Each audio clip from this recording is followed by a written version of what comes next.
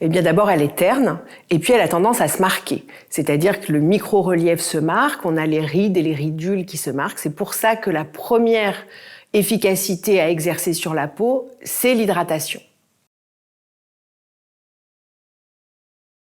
On peut dire qu'une peau sèche, c'est un type de peau. C'est-à-dire que génétiquement, elle est moins riche en lipides, elle produit moins de sébum, alors qu'une peau déshydratée, c'est un état transitoire pour la peau. C'est-à-dire qu'elle est moins riche en eau en surface, où elle a une barrière qui est moins efficace, et ça peut être aussi lié à un manque d'hydratation, un manque de boisson par exemple. L'idéal, c'est d'utiliser des émulsions.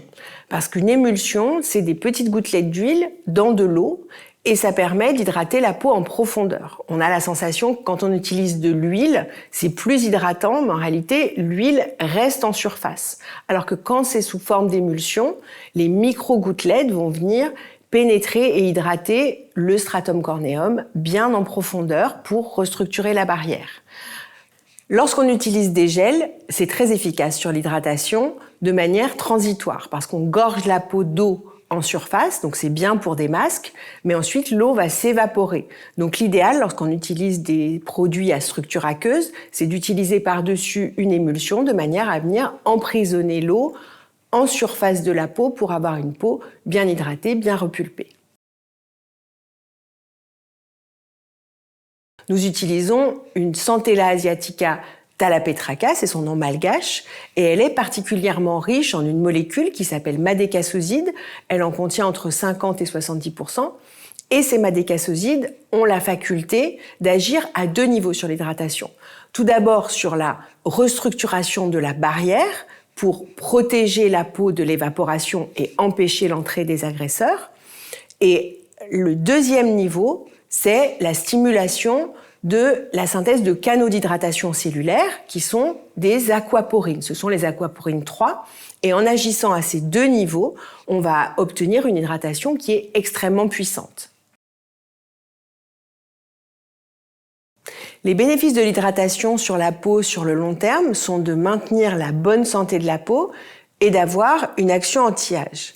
Alors l'avantage, c'est que la majorité des émulsions sont hydratantes. Elles contiennent de l'huile et de l'eau, qui sont les deux pôles majeurs de l'hydratation.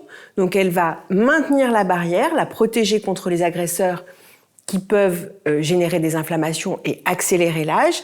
Et en maintenant la souplesse de la peau, elle évite aux rides de se creuser, elle évite aux marques d'apparaître sur le visage et elle a une réelle action anti-âge.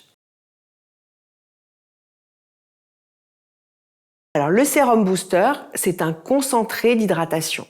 C'est-à-dire qu'il est gorgé d'eau et il vient préparer la peau à recevoir les textures, quelles qu'elles soient, que ce soit la crème fine ou la gelée, qui vont venir emprisonner cette eau de manière à ce que la peau soit idéalement repulpée, hydratée.